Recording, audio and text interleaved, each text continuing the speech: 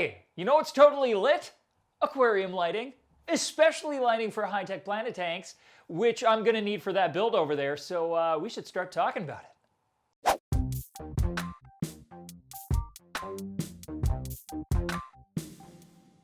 When it comes to the basics of lighting for plants, we covered all the basics in the low-tech planet series, so if you need all of the sweet informations on that, you can check the link in the description below.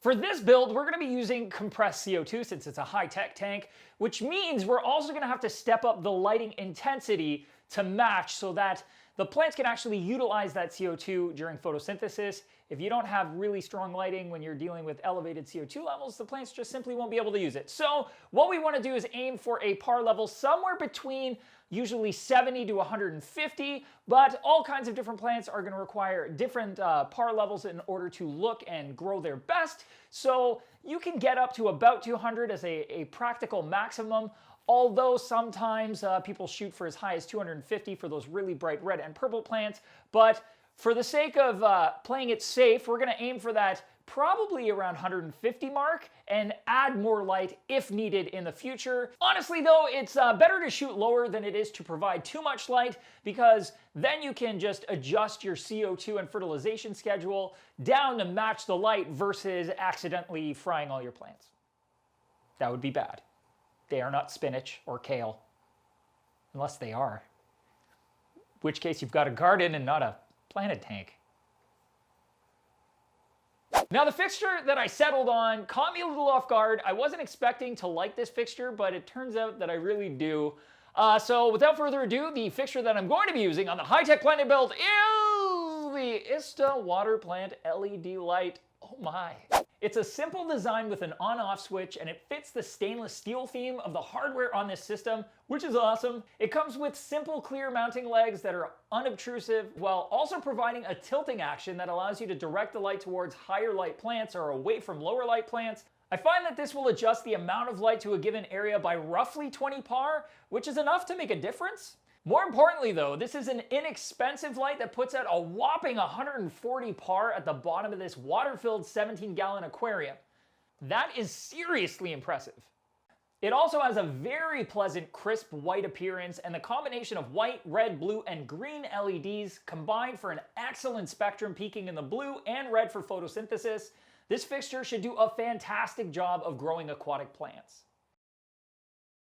I will mention though that because this fixture has absolutely no dimming functions, I will have to focus on adjusting CO2 and fertilization if I find that the plants aren't photosynthesizing the way they should be.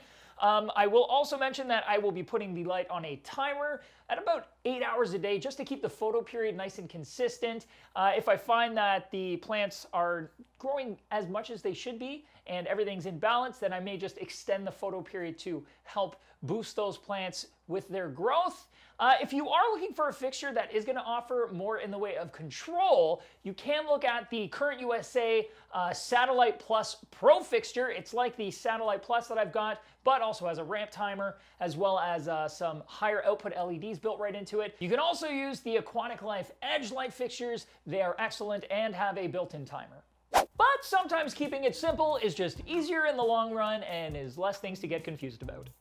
With a beautifully simple, affordable, and functional light on the tank, we are one step closer to having plants. On the next episode, we're going to be talking about substrate, because dem plants need something to dig into.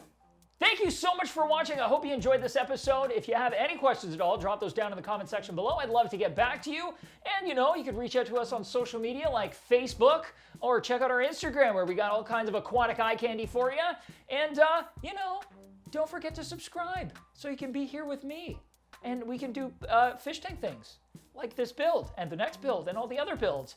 And as always, keep on tanking with a bright future, mostly because the light's bright, but also sunshine and rainbows and all that stuff, but aquariums, also that.